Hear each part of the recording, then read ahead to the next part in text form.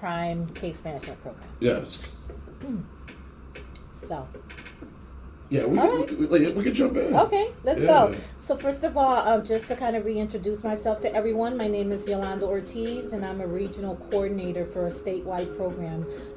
It's a VOCA program. VOCA means, the acronyms are Victims of Crime Act. And I work for the Connecticut Council of Family Service Agencies, and we have a VOCA program. So the VOCA program basically is a case management program for anyone who's ever been a victim of a crime. And a lot of times, and we kind of went through this before, a lot of times when we talk about victims of crime, people just go to the regular domestic violence, intimate partner violence, assault. But there's so many types of victimizations out there, and it's causing a lot of trauma in our society that is trickling down to like other things that's affecting people's lives. Exactly. Exactly. And I think it's really important for people to know that this program is out there. These services are out there. And if anyone has ever been a victim of a crime, meaning like if you've ever been bullied as a child or as an adult, elder abuse, anyone has experience with identity theft, and then you have domestic violence, human trafficking, hate crimes. We also help people who have been victims of hate crimes. And so, there's a lot of times that people have trauma and they don't know how to resolve the trauma, right? Or they don't know where to go. And so our case managers meet with the individual and just kind of say, hey, do you think you want to be connected to some clinical? Do you think you need some support? Sometimes the trauma has affected other parts of people's lives, right? So, like, how? Well, I don't even know how the right way to even ask this, but I'm just gonna ask, like, the root of most trauma comes from more family settings, or I think it varies, right? Because, you could talk to some people and they could say they had the most beautiful childhood, right? Yeah. And then something happens to them as an adult, right? That causes trauma. But then you have to look at people sometimes as populations too, because some groups of populations kind of already come with their own trauma, undiagnosed trauma. We were just talking about that, right? When we talk about slavery and the trauma of just being brought to a country that you don't know anything about, and then you don't know anything about your homeland either. So you have people who have that trauma, and then you have more trauma that comes with other things. Imagine not knowing how to deal with all of that. And then also, like, I was born in the 80s, grew up in the 90s and the 2000s. There's some stuff that I'm thinking about that happened in middle school, high school, that I'm like, okay, that was regular back then, but now that's like heavily offensive on different levels. So it's like things that were normalized back then, now we're looking back at it like, no wonder, I'm just going to say a random name, like Jonathan feels a certain way because, like, something happened 10 years ago that seemed normal, but now it's like, okay, no wonder he's having issues right now because that was not supposed to be normal. Exactly, because times change, right? Times change, rules change, laws change, and, things that, like you said, were acceptable. For instance, back then you saw couples that had a large age gap between them, right? And then now we have laws in place that if you're of a certain age, you cannot be dating, right? What is the age gap law now? You know what? I don't know. we got to look it up. If anybody knows, call the station. But I know that, what is it? You can't, like, if you're like six, you have to be at least 18 to be dating anyone. So now, but back then in certain areas in the country, especially, I don't want to pick on Middle America or the Midwest, but right, that happens, right? Yeah, and it might still happen, but that happened. So I have Russell Simmons and Kimora Simmons' daughter. Yeah. So she's dating 21. They broke up. Oh, really? Yeah, they're already broke up. He's 65, she's 21. That's out of control. Well, maybe her parents were her example, right? Because when Russell met, Woo. right, Tamara, she was how old? So, I mean, that's the example there. And that's why I read that he didn't really say anything to her, because he was like, who am I to say anything when we're the example? Wow. But she broke up with him already. Okay. Is what I heard, what I read. You know what? Good for both parties. 65-year-old billionaire, do what you got to do billionaire stuff appropriately, and the young one that's 21, girl, enjoy life. Like, go to school, right. and just be around people your age. Find someone in your own age bracket. Oh my Lord. Yeah. I don't even know what to say.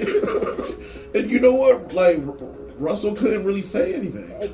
Yeah. Yeah. And that's what he said. I can't really say anything. Yeah. He didn't. So there's so many different ways we could talk about, like, the traumas, all of this, everything that's passed down. Mm-hmm. And I guess a way to correct all of this, people got to speak up. People got to talk about it. Yeah, I think that, people need to be ready. Yeah.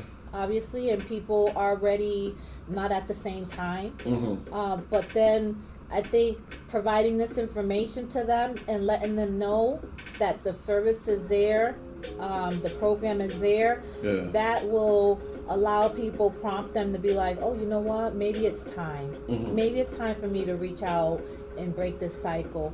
A lot of people are scared. It's not easy for, you think about people who are in domestic violence situations, and, I know from experience as a child, witnessing how difficult it was for my mother to get out of that situation. It's not easy for people. People are in fear. When you leave that situation, sometimes you lose everything. We've helped victims who've fled their abusers from Washington State all the way here to Connecticut with their children, because the man, if they found her, he would kill her. And so, what? the fear is real when you talk about domestic violence. It's not just, sometimes people say, well, why do they stay in that relationship? Why don't they leave? Well, maybe he controls all the money. Maybe she doesn't have access to any of the credit cards. Maybe she doesn't even have access to her Social Security card and birth certificates because he keeps everything locked up.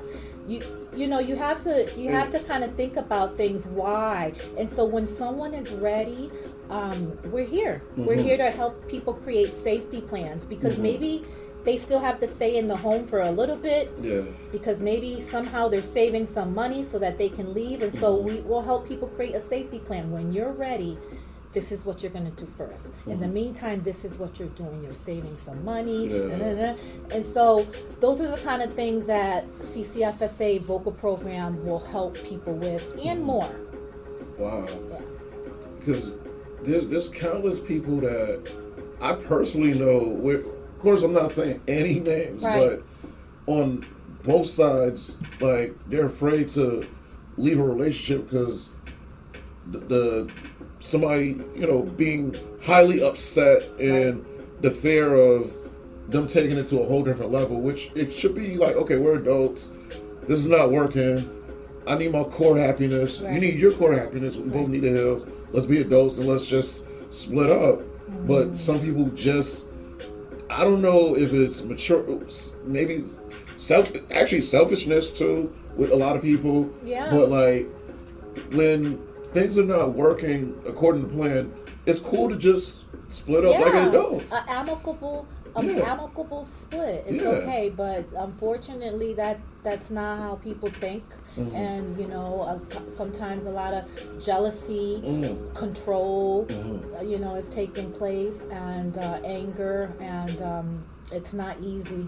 It's easier said than done. But it's not impossible. Yeah. It's not impossible to break the chains and live a healthier, happier life. Healthier, happier life for you and your children. Especially if someone has children, you have to remember the impact that this violence is happening, is having on your children. Because children are like sponges. They can pick up energy. Yeah, they could pick up energy, the trauma. You know, as a child victim myself, witnessing domestic violence, you never forget the images. Yeah. So as much support that you get for your trauma, you never forget the images. And so imagine being a child and you carry that on as an adult. And so if that's happened to you and now you're realizing that you were victimized in some way 25 years ago and now you're remembering, you're experiencing that, call us. Because we can help you too. Because the crime could have happened 30 years ago. It doesn't have to have happened 6 months ago. And then also you guys offer like therapy services and all that too. We connect individuals to therapy services. If the victimization has impacted other areas in their life, for instance, I was using the young lady from Washington State as an example. If she's fled Washington State, not only does she need, resources to address the trauma, now she needs help with housing. Right? Because you're starting life over. Starting all over again. Wow. Now she needs help with maybe childcare. Now she needs help with knowing how to enroll the kids, And so there's a number of things that we can assist victims with, including, and this is a really, really important one, the victims' compensation application. What's that all about? Okay. So the victims' compensation application is funded through the Office of Victim Services. There are funds available to reimburse certain expenses related to the crime. And I'll give you some examples. I don't know all of the expenses, but I'll give you some examples. For instance, let's say that, and we're stuck on the domestic violence thing, but this is a good example. Let's say that someone now has to change all their locks in their home and put a security system. That expense is reimbursable. Okay. Let's say that someone has to go to therapy and they didn't have health insurance, and so now they have huge bills of therapy because they have to deal with this trauma. That is reimbursable. And so our case managers will help you with the application process and try to get those monies reimbursed to you. Okay, that's very helpful. Funeral services. Let's say you have to. Yes. Let's say you had to pay for funeral service for a loved one who got shot down. Because now you are a secondary victim. Because let's say you witnessed this as a parent, and now you had to bury your child, or a family member. That is also reimbursable. Wow. So a lot of people don't know about that. Wow. Like. I'm never too... And I don't think we've given out the number not one time. So can I give it out real quick? Yes. Okay, yes. If anyone is in need of more information or wants to get connected to a case manager, the number is 1-800-505-9000. Again, this is a Victims of Crime case management program. We are statewide, so you can call us from anywhere in the state, and we have a case manager that works near you. Again, the number is 1-800-505-9000. And we also have the card in studio too. So, like any DJ that's coming on after me, we could just still, give out the information and whatnot. And I have these flyers that I'll leave with you in English and Spanish that basically just has a quick description of the program, and it has little numbers that people, if they want to discreetly take one. Because, things happen everywhere. We're right now on a college campus, and let's not be naive and say to ourselves that nothing criminal has ever happened on a college campus. Let's not be naive and say that although it may not have happened here, that maybe there are victims here right on campus that are ready to be connected to someone.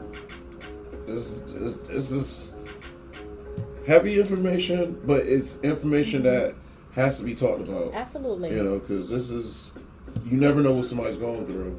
Right. And like bringing it to the mainstream and whatnot, off air, we were talking about what's going on with the whole music industry. Even currently, P. Diddy. Yeah. Right. And I feel like there's a lot of trauma on his end, but also he caused a lot of trauma too. Right. What is it? Allegedly, right? Allegedly. Well, allegedly. not with Kate Cassie. That we Yeah, know. We know about yes, that. Yeah, And we know we read the details, right? And then wasn't that disclosed? We read details about that. Yeah, so there was something happened with something very serious happened with their relationship. And she's collaborating right now with the FBI. Wow. For the stuff that's happening with him now. And then a couple days ago, I just learned that his son got arrested. Yeah, his son is also being accused of sexually assaulting someone, but then they're saying that Diddy witnessed the sexual assault because Diddy was there when it happened. So he's also named in his son's thing. This is a lot of. I know. You need to have me come back just to talk about entertainment. Oh my goodness! This is. In the words of Michael J. Fox in Back to the Future, this is heavy. Yeah, it is heavy. And you know what? Anyone who's a victim of any of those things throughout those years, those are real victims, you know? So they can also be clients of the VOCA program. Yeah. VOCA program is anywhere, any state. It's across the United States. Mm-hmm. Every state has VOCA funds. So if there's anyone out there, they can always get connected to VOCA. And the website also. The website is www.ctfsa.org. Again, www.ctfsa.org, and the number is 1-800-505-9000. Any shout outs? I want to shout out Brittany Crush. Yeah, you know what? Her sticker is still on. I want to shout out Brittany Crush, and she's doing her thing. Before the end of the show, I want to hear a Brittany Crush song of your selection. I got you. Okay. I got you. All right. Yeah, Brittany Crush is a big, huge part of this radio station too. Yeah, and then if anybody who's listening doesn't know who Brittany Crush is, look her up on Instagram and Facebook and follow her. Yes. BRITTNEY CRUSH. This is officially Brittany Crush's manager, mom. Everything. I'm her mom. Yo, like honestly, I'm so proud of her too, and she's doing her thing the way she want to do it. Yeah, and she's doing other things. You know what I mean? I like how she's branched out, and sometimes that's what you have to do, because in this entertainment business, it's a tough entertainment business, and you can't. If you're not well connected, you need to have revenue coming from all different kind of ways. Yes. And I love the modeling that she's been doing. She was signed to a modeling agency in California, and I saw her on a Kohl's ad, and she was on Kohl's ad online. What? And she's been modeling. That's why that blazer's looking so popular. Oh, she's looking good. So I'm so proud. So. Oh man. No, like big shout, because I didn't know that. Yeah. Because I knew, of course, the music. Yeah. And then I knew about the makeup and all that, but I didn't know about the modeling. Yeah, she modeled. She also modeled for Fenty Savage last year, some lingerie and some other things they hired her to do. So, she's doing her modeling thing too. Listen here. If you have talent, go where the opportunity, not just the money. The money is cool too, yes. Right. Go where the opportunity is to grow. Because I'm telling you right now, Connecticut will always be here. You can always come back, visit. Shoot, have a house. Rent a house out. And just come right back. Right. But I'm so happy she's still on the West Coast. Yep, she's still in Cali. Doing her thing. Yep, doing her thing. And you know what's crazy? I'm thinking hold on, did you feel the earthquake the other day? Yes. I was actually on Zoom, and we could see. I just heard a noise, and I just thought, okay, I don't know what that noise is, but actually, one of my coworkers, her screen started shaking on Zoom, and she was like, "Oh my God, did you just feel that?" And So not just in Cali, in Connecticut too, we get earthquakes. So everything's happening everywhere. Yeah. It's rare that we get earthquakes, but we've been mistreating the earth. We've been mistreating the earth for so long that the earth is getting tired because there's so many things that happen that should not happen. Do you realize during the 2020 in March shutdown, for that 1 week where we're all in the house, well, we're in the house more than just that week, but that initial week, they were talking about the ozone layer kind of like healed itself because we weren't polluting for a whole week. 7 days? Isn't there like something about 7 days where you could just... No, I don't know the amount of days, but it makes sense. If we were in the house, and most places, there's a lot of places where they were like, you can not come out at all. I could see some kind of healing happening to the earth. Yeah. Because it's less toxins. You're talking about the cars, you're talking about the fuels, you're talking about the people spilling stuff in the waters that we don't know about. All that crap that happens. Something else I noticed before the pandemic is only like, this is going to sound silly, but I just got to tell you this. What?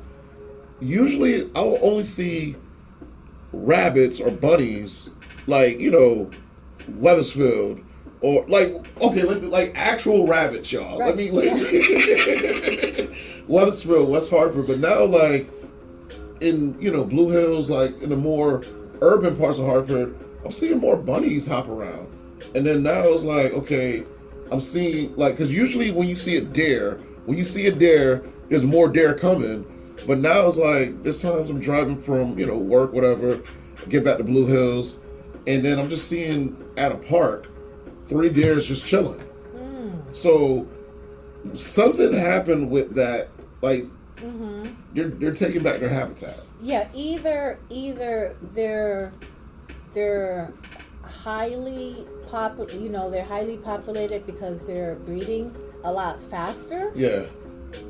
Or we are encroaching. Right? That's what we're encroaching on, because that's what we've always done as human beings. We always encroach. So maybe we've encroached so much that now we're seeing them out. Because didn't they catch some bears? Like in I want to say in Bloomfield, there's been a heavy amount of black bears. Yeah. So there's something going on, because usually like all my years in and out of Hartford to New Britain and whatnot. I never seen so many bunnies just hopping around. Bunny rabbits hopping around. I got to make sure I'm politically correct, because I don't want nobody calling my phone up. I just got it. Now I got it. No, he's talking about bunny rabbits this whole time, people. I don't want to get no crazy text from none of my friends. No, because I see with the no sign, no talk, no swearing, no arrest, no bigotry, no nothing. Bunny rabbits. Yes. Actual like rabbits, rabbits. You could because I see a lot of bunny rabbits, but I live outside of the city, so I get a lot of bunny rabbits. You're used to in my that. area. I'm used to it, but yeah. I'm not used to. I'm more used to during the summertime you'll see 2 skunks in the driveway, then raccoons because they get the garbage. So I got to circle around the block a couple times so I don't get sprayed, or I'm afraid to get sprayed and whatnot. So I'm used to that, but seeing other like parts of nature, especially the deer, because usually it's like once you're driving, you just got to get away from that. But now they're just walking around. Right. As a matter of fact, I think I saw a deer on North Main Street in Hartford, across kind of like there was some grassy area across from that old welfare building. There was a grassy area, and there was a deer up there eating. And I'm like, oh, they must have came from Bloomfield or Keeney Park. Keeney Park, because a lot of people don't realize how big. Because Keeney Park is from Hartford to Windsor. Yeah, because half of it is in Windsor. That's where the golf course area and whatever, and then you got the other half in the Hartford area. But that area is huge. That makes sense, because there's a lot of they can just roam around. Exactly, and there's areas that people are not allowed to roam in. So who knows what the population is like in that park? Wow, right? Nature. Long as we could heal ourselves, we could appreciate nature. We could appreciate everything. Yeah. So, absolutely. one more time, tell the people the information. Yes, I will tell you guys. So I'm here from the Connecticut Council of Family Service Agencies. We were talking about the VOCA program. Have you or someone you love been a victim of a crime? CCF SA can help. The Connecticut Council of Family Service Agency has a VOCA program. Will help with advocacy, emotional support, assistance with completing the victim's compensation paperwork. If your housing, income has been impacted by the victimization, we'll help you with that too. Again, the number is 1-800-505-9000, and our website is www.ctfsa.org. And yes, people listening or people that's gonna be watching on YouTube later on, if you're going through something, definitely, when you feel comfortable, talk about it. Don't just keep it in and be suffering. Talk about it. There's services to help you out. There's different therapy. I believe a lot of people need to take advantage of therapy because it's like it's your health. It's your self-help. Absolutely.